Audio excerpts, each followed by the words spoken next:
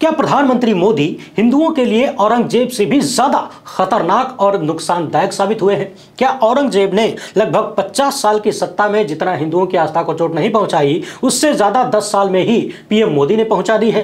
क्या हिंदू देवी देवताओं और मंदिरों का अपमान करने में पीएम मोदी ने औरंगजेब को भी पछाड़ते हुए नया इतिहास रच दिया है? ये बात मेरी नहीं है, ये सारे सवाल लोगों के बीच से निकलने लगे हैं और निकलने का आधार भी हवा हवाई नहीं है, बहुत मजबूत आधार है। अभी शंकराचार्य अवमुक्तेश्वरानंद का एक बयान सामने आया है, जिसके बाद प्रधानमंत्री मोदी की तुलना औरंगजेब से की जाने लगी है। तो ऐसा कौन सा खुलासा शंकराचार्य ने किया है वो भी बताएंगे। बीजेपी और कांग्रेस दोनों को एक साथ कैसे लपेटा है वो भी बताएंगे, और कांग्रेसी कहे जाने पर कैसा झन्नाटेदार जवाब शंकराचार्य ने दिया है, इन सब पर बेहद आसान भाषा में बात होगी। इंटरव्यू में शंकराचार्य ने बहुत सारी बातों पर एकदम सटीक जवाब दिया है, खासकर आईटी सेल के गुर्गों को। वीडियो को पूरा सुनिएगा, इसके साथ ही बात इनकी भी करेंगे। पहचानते तो आप होंगे ही, पुलिस ने इन्हें 440 वोल्ट का झटका देते हुए झन्नाटेदार तमाचा मारा है। इनका वाला मसला बड़ा दिलचस्प है, इन्हें तो आप आनंद लेते हुए सुनिएगा। वहीं बीजेपी की एक सरकार की पोल पट्टी खुलती हुई नजर आई है और मुसलमानों के प्रति नफरती एजेंडा का कच्चा चिट्ठा सामने आ गया है। भाजपा सरकारों की पुलिस किस तरह काम करती है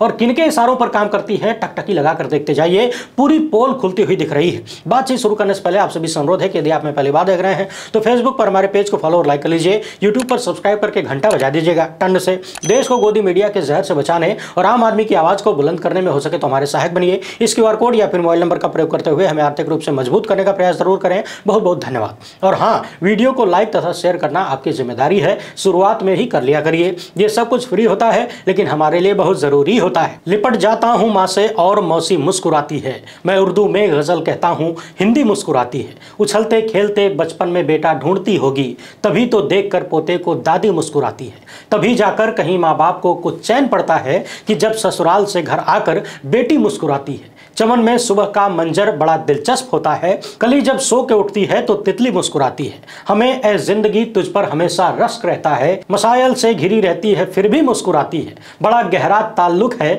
सियासत से तबाही का, कोई भी शहर जलता है तो दिल्ली मुस्कुराती है। लिपट जाता हूँ माँ से और मौसी मुस्कुराती है, मैं उर्दू में गजल कहता हूँ हिंदी मुस्कुराती है। उर्दू के मशहूर शायर और मेरे सबसे पसंदीदा शायरों में से एक मुनव्वर राणा साहब आज नहीं रहे। उनका निधन साहित्य के क्षेत्र में बहुत बड़ी क्षति के रूप में देखा जाएगा। आप में से जो लोग भी शब्दों की अहमियत और उन्हें क्रम में पिरोने की खासियत को पसंद करते हैं वो मुनव्वर राणा के बारे में जरूर जानते होंगे। खासकर माँ के रिश्ते को लेकर मुझे इनकी लेखनी बड़ी पसंद आती है। हम ईश्वर से कामना करते हैं कि मुनव्वर साहब की आत्मा को शांति दें, क्योंकि इनकी गजलों ने न जाने कितने लोगों को शांति दी है। हालांकि सत्ताधीशों को इनकी गजलों ने परेशान भी किया है। अभी हमने इनकी लेखनी की कुछ पंक्तियां आपको सुनाई, इनमें एक पंक्ति ये भी थी कि बड़ा गहरा ताल्लुक है सियासत से तबाही का, कोई भी शहर जलता है तो दिल्ली मुस्कुराती है। अब सियासत और तबाही के बीच का जो गहरा ताल्लुक है, अगली खबर सुनने के बाद आपकी नजर में एकदम साफ हो जाएगा।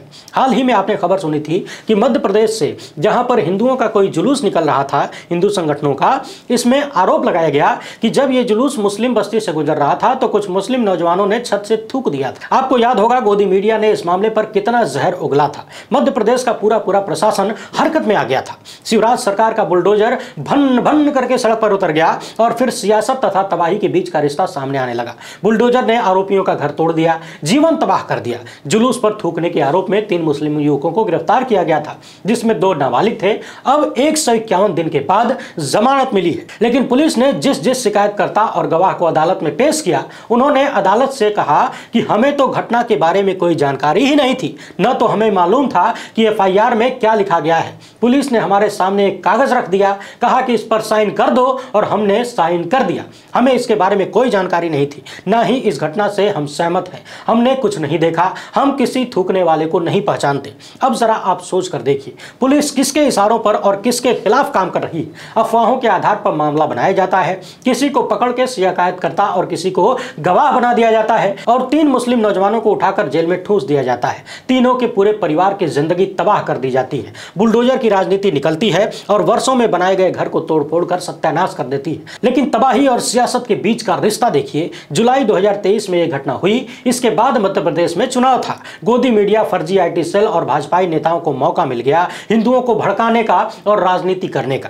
तबाही ने भाजपा की सियासत को मजबूत किया और अब जब सच सामने आया है तो किसी को कोई फर्क नहीं पड़ेगा, क्योंकि इस नफरत से जिसको जो लाभ लेना था वो मिल चुका है। राजनीति को सत्ता मिलनी थी वो मिल चुकी है। अब किसने थूका नहीं थूका इससे कोई फर्क नहीं पड़ता। खबर सही थी गलत थी, किसी को बेवजह फंसा दिया गया, किसी का 151 दिन नर्क से भी बदतर बना दिया गया, पूरे परिवार को परेशान किया गया। उस मानसिक प्रताड़ना का जिम्मेदार कौन है? इस सब से किसी को फर्क नहीं पड़ता। बशीर बद्र ने कहा था कि लोग टूट जाते हैं एक घर बनाने में, तुम तरस नहीं खाते बस्तियां जलाने में। दरअसल तरस और दुख उन्हें होता है, उन्हें आता है जिन्होंने कभी घर बनाया हो, कभी कुछ बसाया हो। जो हमेशा दूसरों की मेहनत की फसल काटते रहे, उन्हें किस बात का दुख और कैसी तरस? आइए अब बात कर लेते हैं कि आखिर प्रधानमंत्री मोदी की तुलना औरंगजेब से क्यों होने लगी है। लेकिन उससे पहले आप सभी को देश के प्रधानमंत्री बधाई दे रहे हैं, गठिया लीजिए। इस वीडियो को शेयर करते हुए कांग्रेस नेता पूछ रहे हैं कि यह कौन सा त्योहार है। इसे दिखाने के पीछे किसी का मजाक उड़ाने की मेरी कोई मंशा नहीं है। किसी की भी जबान लड़खड़ा सकती है, लेकिन यही बात सभी को सोचनी चाहिए। वैसे प्रधानमंत्री चाहते तो यहां पर सुधार कर सकते थे, लेकिन शायद नहीं किया। थोड़ी देर के लिए सोच कर देखिए, यदि इसी तरह से विपक्षी दल के किसी नेता की जबान लड़खड़ा जाए, खासकर राहुल गांधी की लड़खड़ा जाए, तो फिर देश का गोदी मीडिया, IT सेल और व्हाट्सएप यूनिवर्सिटी में कितना बड़ा भूचाल आ जाता और इस मानवीय त्रुटि को कह दिया जाता कि राहुल गांधी का हिंदू धर्म से कोई नाता ही नहीं है, इसीलिए त्योहार का नाम तक नहीं ले पा रहे हैं। कहा जाता है कि सावन के अंधे को सब कुछ हरा हरा ही दिखता है। ठीक उसी तरह से पिछले 10 सालों में देश के गोदी मीडिया ने यानी सूचना तंत्र ने सभी को सावन का अंधा बना दिया है। कैसे बना दिया है थोड़ी देर में एक बार फिर से साफ हो जाएगा। अयोध्या में राम मंदिर का उद्घाटन होने वाला है। एक तरफ से भारतीय जनता पार्टी और PM मोदी का यह प्रयास है कि 2024 का पूरा चुनाव इसी प्राण प्रतिष्ठा कार्यक्रम से प्राण लेकर जीत लिया जाए। शायद उन्हें भी इस बात का एहसास हो चुका है कि बाकी के सारे मुद्दों पर वो बुरी तरह से घिर चुके हैं, लगभग फेल हो चुके हैं। लेकिन बाकी के मुद्दों पर हम कभी और चर्चा कर लेंगे। फिलहाल मामला मंदिर वाला है। आप ये भी जानते हैं कि इस कार्यक्रम में हिंदुओं में सबसे बड़े पद पर विराजमान चारों शंकराचार्य हिस्सा नहीं ले रहे हैं। उनका कहना है कि आधे अधूरे मंदिर में प्राण प्रतिष्ठा का कार्यक्रम नहीं हो सकता। पूरा का पूरा मंदिर भगवान का शरीर होता है। यदि शरीर पूरा बना नहीं है तो फिर उसमें प्राण कैसे डाल सकते हैं? और शंकराचार्य ने ऐसी कौन सी बात बताई है जिसके बाद से PM मोदी की तुलना औरंगजेब से होने लगी है? उस पर भी आएंगे। लेकिन कुछ और विशेष बातें उन्होंने कही हैं, पहले वो जान लीजिए। ABP न्यूज के इंटरव्यू में शंकराचार्य से बहुत सारे सवाल पूछे गए। एक महत्वपूर्ण सवाल मुहूर्त को लेकर भी था। तो उन्होंने कहा, पौष मास चल रहा है, सामान्यतया इस महीने में प्राण प्रतिष्ठा का कार्यक्रम नहीं होता है। इसके अलावा देश भर में महीनों पहले पंचांग छपे हुए हैं, सबको निकाल कर देख लीजिए। क्या कोई भी शुभ मुहूर्त 22 जनवरी को है? और जिस व्यक्ति ने यह तारीख दी है हमने उनको भी सुना। उनका कहना है कि उन्हें कहा गया था कि जनवरी महीने में ही प्राण प्रतिष्ठा करनी है, इसी में मुहूर्त देखकर बताइए।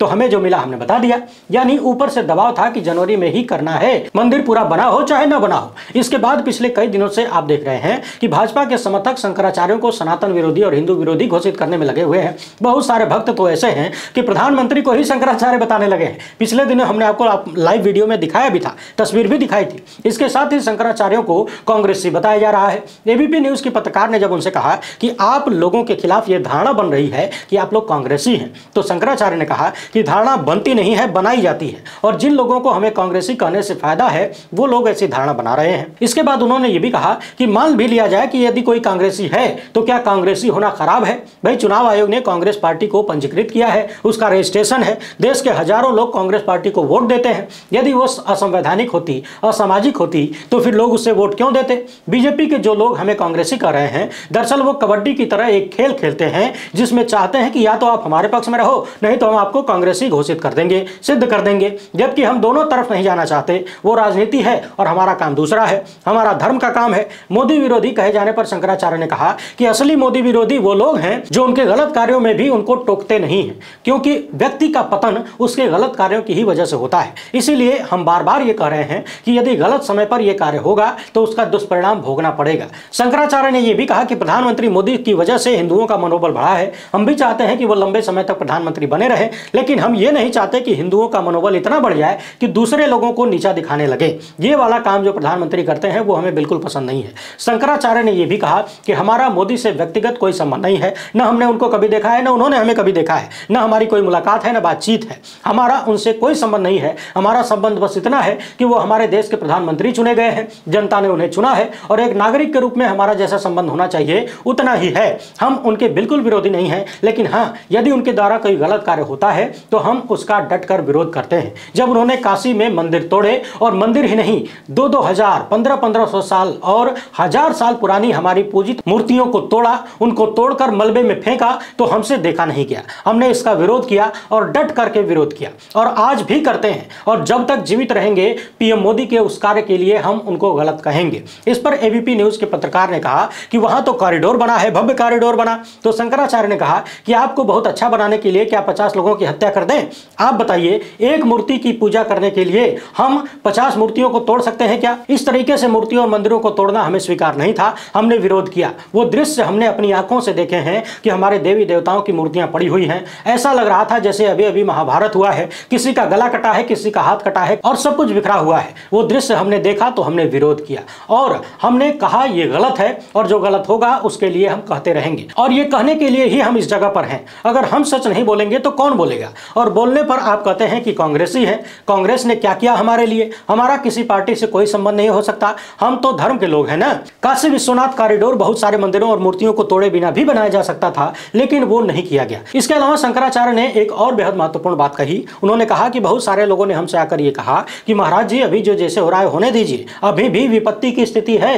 हमने पूछा अब कौन सी विपत्ति? तो कहने लगे कि 2024 का चुनाव आ रहा है, यदि इसमें मोदी जी हार जाएंगे तो फिर विपक्षी पार्टियां सत्ता में आ जाएंगी और प्राण प्रतिष्ठा का कार्यक्रम रोक देंगी, होने ही नहीं देंगी। इस पर हमने जवाब दिया कि आप ऐसा क्यों मान रहे हैं कि मोदी जी हार जाएंगे? यदि उनके कार्य अच्छे हैं तो निश्चित ही वो जीतेंगे, बल्कि आपके पास तो एक बहाना है। आप लोगों से कहेंगे कि अभी तो मंदिर बन रहा है, एक टर्म और दीजिए, अच्छे से इसकी प्राण प्रतिष्ठा वगैरह करनी है। लेकिन जब आप पहले ही सब कुछ कर लेंगे तो फिर लोग सोचेंगे कि अब तो मंदिर बन गया है, सब कुछ हो गया, तो फिर इसकी क्या जरूरत है? और ये तो कहीं ना कहीं आपकी कमजोरी दिखा रहा है कि आप पहले से ही डरे हुए हैं कि चुनाव में हार जाएंगे। शंकराचार्य ने कहा कि प्रधानमंत्री जो अच्छा कर रहे हैं हम उसे अच्छा कहेंगे, जो गलत है वो गलत है। हम आईने की तरह हैं, आप अपना चेहरा देखिए कि कैसा है। भले ही आप मुझे पत्थर मारकर तोड़ देंगे, लेकिन जितने टुकड़े होंगे उतनी बार दिखाएंगे। इसके बाद जब शंकराचार्य पर रंग में भंग डालने का आरोप लगाया गया, इस पर उन्होंने जवाब दिया कि जब अदालतों में राम जन्मभूमि की लड़ाई चल रही थी तब कौन आगे आया था? शंकराचार्य थे जो सबसे आगे जाकर लड़ रहे थे।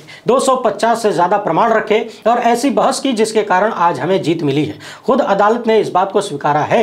अदालत के आदेशों में जाकर आप देख लीजिए, जहां भी जरूरत थी तो हम लोग आगे थे, लेकिन जिस दिन सुप्रीम कोर्ट से इस मामले का फैसला आ गया तो हमारा काम पूरा हो गया। लेकिन जब सारी लड़ाई चल रही थी तो यही विश्व हिंदू परिषद, जिसके महासचिव चंपत राय हैं, यही लोग किसी समय कांग्रेस से मिलकर के मूल स्थान से 192 फीट दूर गड्ढा बनाकर शिलान्यास कर रहे थे। शंकराचार्य ने उसे रोका, उन्हें जेल भेजा गया, तब जाकर आज हम यहां तक पहुंचे हैं। इस इंटरव्यू में शंकराचार्य ने बहुत सारी बातें कही, लेकिन एक विशेष बात जो सामने निकल कर आई वो थी काशी विश्वनाथ कॉरिडोर निर्माण के वक्त वहां पर सैकड़ों मूर्तियों और मंदिरों को तोड़ना। साल 2022 के विधानसभा चुनाव में वाराणसी में जब हम काशी विश्वनाथ कॉरिडोर के आसपास लोगों से बातचीत करने पहुंचे थे तो वहां के पुजारियों ने इस बात पर जमकर गुस्सा निकाला, और उनका सबसे ज्यादा गुस्सा गोदी मीडिया को लेकर था। उनका कहना था कि हमने महीनों तक यहां पर प्रदर्शन किया, किसी मीडिया ने नहीं दिखाया। हजारों साल पुरानी मूर्तियों और मंदिरों को तोड़कर गंदे नालों में बहा दिया गया। लोगों को पता न चले इसलिए कई बार रात के अंधेरे में यह काम किया जाता था, लेकिन हमारी आवाज सुनने वाला कोई नहीं था। और आज एबीपी न्यूज पर बैठकर शंकराचार्य एवं मुक्तेश्वरानंद ने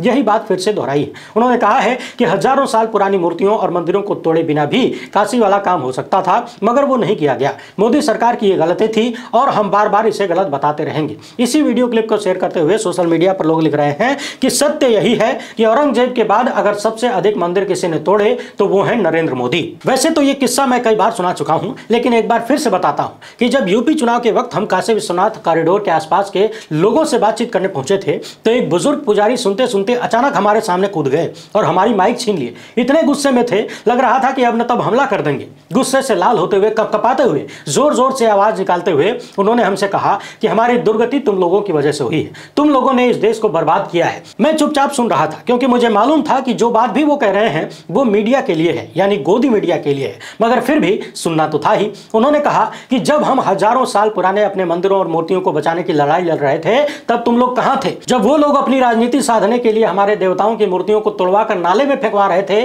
तब मीडिया वाले कहां थे? महीनों तक हम धरना देते रहे, मंदिरों को बचाने की लड़ाई लड़ते रहे, तुम लोगों ने हमारा साथ नहीं दिया, बल्कि धर्म के नाम पर राजनीति करने वाले नेताओं के साथ खड़े रहे। इस मामले पर शंकराचार्य ने भी कहा कि एक मूर्ति का महत्व बढ़ाने के लिए 50 मूर्तियों को तोड़ा नहीं जा सकता, एक व्यक्ति को बड़ा बनाने के लिए 50 लोगों की हत्या नहीं की जा सकती। और मंदिर की प्राण प्रतिष्ठा कार्यक्रम का विवाद जैसे जैसे बढ़ता जा रहा है, मोदी सरकार की हिंदुत्व वाली छवि पर धब्बा लगता जा रहा है और लोग पीएम मोदी की तुलना औरंगजेब से करने लगे हैं मंदिर और मूर्ति तोड़ने के मामले में। हालांकि औरंगजेब जैसे तमाम राजाओं का मंदिर या मूर्ति तोड़ने के पीछे कारण धर्म नहीं था, बल्कि धन था। धन, जब आप उनके पूरे इतिहास को पढ़ेंगे तब यह बात पता चलेगी, व्हाट्सएप यूनिवर्सिटी में नहीं मिलेगा। इसके अलावा इतिहासकार यह भी मानते हैं कि यदि औरंगजेब सच में किसी धर्म का विरोधी रहा होता तो उसने 50 साल इस देश पर शासन किया, एक भी व्यक्ति दूसरे धर्म का जिंदा नहीं रह पाता। मगर राजा राजा होता है, उसे धर्म से कोई लेना देना नहीं है, उसे अपनी कुर्सी मजबूत चाहिए। उसी तरह से औरंगजेब ने भी मंदिर के साथ साथ मस्जिद भी तोड़े, बल्कि उसने मंदिर बनाने में दान भी किया था। मगर इन सारी चीजों को जब आप पढ़ेंगे तो पता चलता है कि राजा राजा होता है, उसका धर्म से कोई मतलब नहीं होता है। जहां भी उसे धन मिला, चाहे मंदिर हो चाहे मस्जिद हो, उसने उस पर हमला किया। ठीक उसी तरह से आज भी देखने को मिल रहा है कि प्रधानमंत्री मोदी की सत्ता में अयोध्या में ही एक रास्ता बनाने में बहुत सारे मंदिर, मस्जिद और मजार भी तोड़े जा रहे हैं, लोगों के घर और दुकानें तोड़ी जा रही हैं। और काशी में एक कॉरिडोर बनाने के लिए सैकड़ों मूर्तियों और मंदिर तोड़ दिए गए और तोड़ने के बाद उन्हें गंदे नालों में फेंक दिया गया। खुद शंकराचार्य कहते हैं कि वो दृश्य देखकर ऐसा लगता था जैसे अभी अभी महाभारत हुआ है, किसी की गर्दन, किसी का हाथ, किसी का पैर काटकर फेंका गया है। आइए अब जरा इनकी बात कर लेते हैं। दुनिया में यदि कभी सर्वश्रेष्ठ नफरती प्रोपेगेंडा चलाने वाले व्यक्ति का नाम लिया जाएगा तो टॉप 10 में इन्हें जगह जरूर मिलेगी। इन्हीं के चैनल का एक तथाकथित पत्रकार है सागर कुमार। तथाकथित मैंने इसलिए कहा क्योंकि यह व्यक्ति हमेशा झूठ ही परोसता है और हर एक झूठ में धर्म घुसा देता है और झूठ हमेशा सामने आ जाता है, मगर यह आदमी सुधरने का नाम नहीं लेता। अब खबर आई है कि फरीदाबाद पुलिस ने इस व्यक्ति का ट्विटर अकाउंट सस्पेंड करवा दिया है क्योंकि यह भड़काने वाली चीजें सोशल मीडिया पर शेयर करता था, सांप्रदायिक मुद्दों पर भड़काऊ पोस्ट डालकर भ्रामक खबरें फैलाता था, जिससे जनता में आक्रोश पैदा होता है। मोहम्मद जुबैर लिखते हैं कि इस व्यक्ति ने बिट्टू बजरंगी के भाई महेश के सोशल मीडिया अकाउंट पर अभद्र शब्दों का इस्तेमाल करने के मामले में भी सांप्रदायिक रंग दिया था। नू हिंसा के दौरान भड़काऊ पोस्ट शेयर करने के बाद पुलिस की नजर इस पर पड़ी थी। इसके बाद से इसके अकाउंट पर पुलिस ने पैनी नजर बनाकर रखी थी। शहर की शांति और कानून व्यवस्था बनाए रखने के लिए तथा आम जनता में कोई भ्रामक संदेश न फैले, इसके लिए पुलिस ने सुदर्शन न्यूज वाले सागर कुमार का ट्विटर अकाउंट सस्पेंड करवा दिया है। अब देखना यह है कि सुरेश चव्हाणके इस खबर को जनता के बीच रखते हैं कि नहीं रखेंगे। हालांकि सुरेश चव्हाणके को खुद ही अलग अलग अदालतों ने समय समय पर तमाचा मारा है, बहुत कुछ कहा है, मगर सोच कर देखिए, सुदर्शन न्यूज के एक पत्रकार को पुलिस उसका अकाउंट इसलिए सस्पेंड करवाती है ताकि शहर में माहौल ठीक ठाक रहे, नफरत पैदा न हो, आक्रोश न बढ़े। बहरहाल जिसका मालिक ही नफरती चिंटू हो, जो हर चीज में धर्म घुसा देता हो, जिहाद घुसा देता हो, जमीन जिहाद, यूपीएससी जिहाद, यूपीएससी में भी इसने जिहाद घुसा दिया था, उसको लेकर अदालतों ने बहुत सारी फटकार लगाई थी, हमने आपको कई बार बताया भी है। लेकिन चूंकि इन सब को यह लगता है कि सत्ता अपनी है और हम सत्ता के लिए ही तो काम कर रहे हैं, उन्हीं का माहौल बना रहे हैं, तो फिर कोई कुछ कर भी कहां सकता है। बहरहाल वीडियो पसंद आई हो तो लाइक और शेयर जरूर करें। पहली बार देख रहे हैं तो चैनल को सब्सक्राइब कर लीजिए। हमसे जुड़ने के लिए बहुत बहुत धन्यवाद। चाहें